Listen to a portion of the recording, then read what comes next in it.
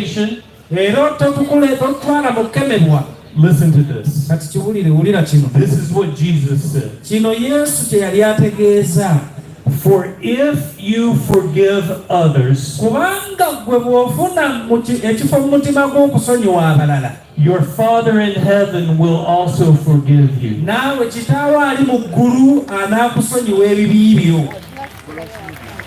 But if you do not forgive others their trespasses, neither will your Father in heaven forgive you.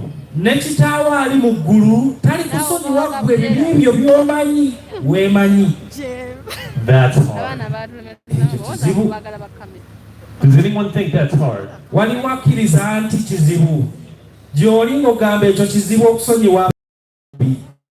Let's do it like this. Is someone out there that has had someone do something wrong to them?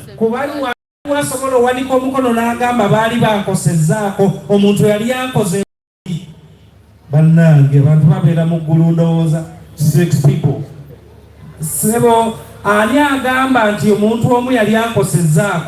Raise your hand if someone has wronged you.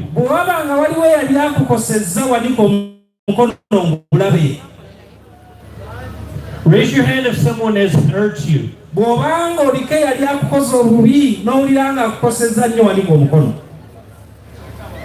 It is hard to forgive.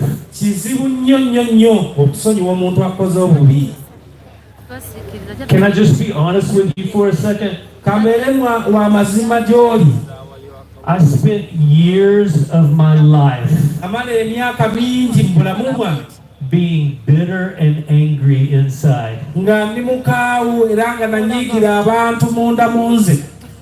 Because the way a few people have hurt me.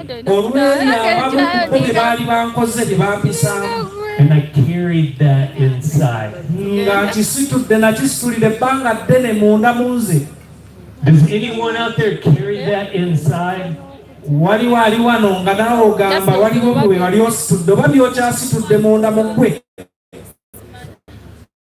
But this book right here has set me free.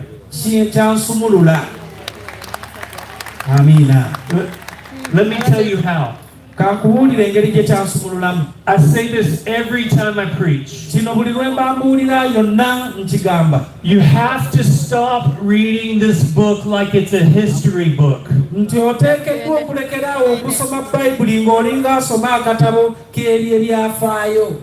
This book is not a history book. It's not a bunch of stories about what God did one time. There's stories about who God is.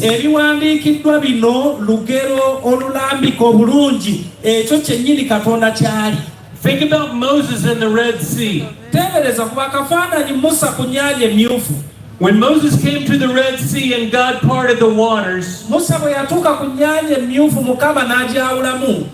he didn't put that in the Bible just so you could know that one time he parted the waters. He put that in the Bible so that when you're faced with something that seems impossible,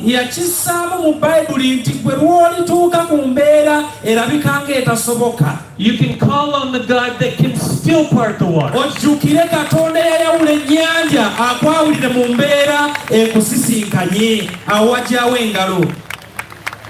When you read the story about Daniel in the lion's den, and God closed the mouths of the lions, that's not just something he did one time. When you feel like the lions are coming against you,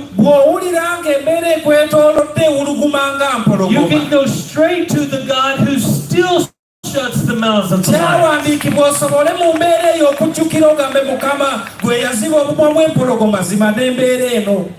Do you understand? Okay. This is what helped me with forgiveness. It's the story of Joseph. Do you know the story of Joseph?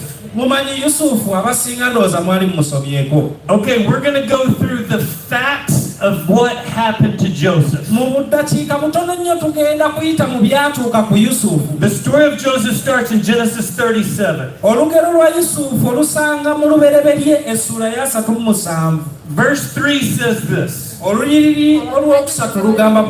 Now Israel loved Joseph more than his other sons,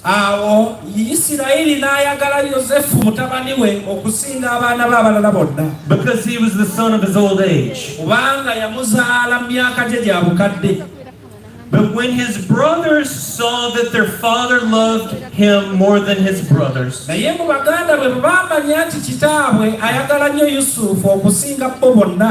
they hated him.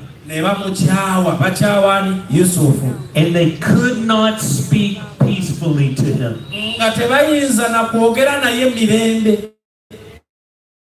I want you to listen to me. That happened. It is a fact. Joseph's brothers hated him. Keep going. Joseph started having dreams. The first dream, he dreamed that he and his brothers were out in the field, and they were binding up sheaves of grain. And he dreamed that his sheaf rose up, and all the 11 other sheaves started bowing down to him.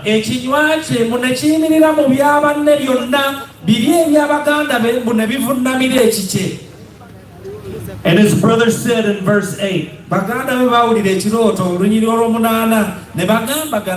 are you indeed going to reign over us?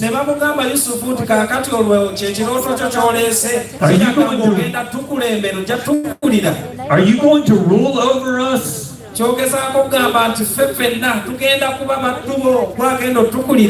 And they hated him even more. So his brothers go out to the field in a land called Dothan.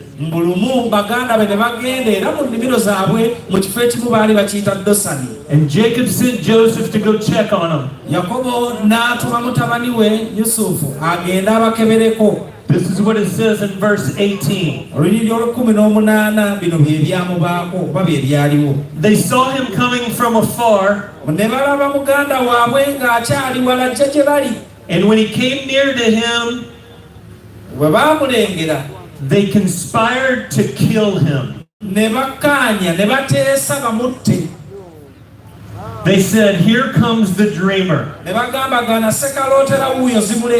Come now, let us kill him. Okay, I want you to listen to me. They hated him. They were jealous of him, and they conspired to kill him.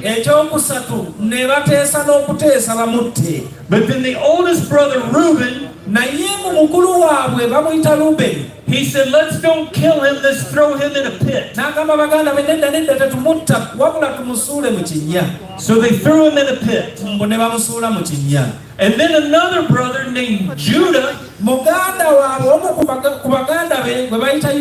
said, let's don't just leave him here, let's sell him to the Ishmaelites.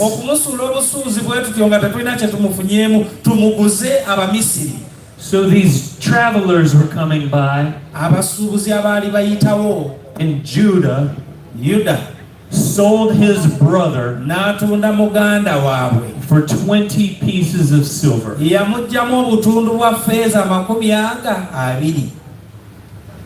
Do you know anybody else in the Bible whose name sounds like Judah?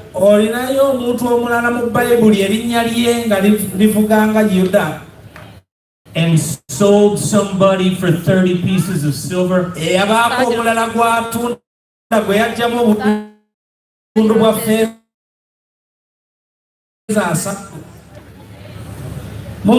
This book is the word of God.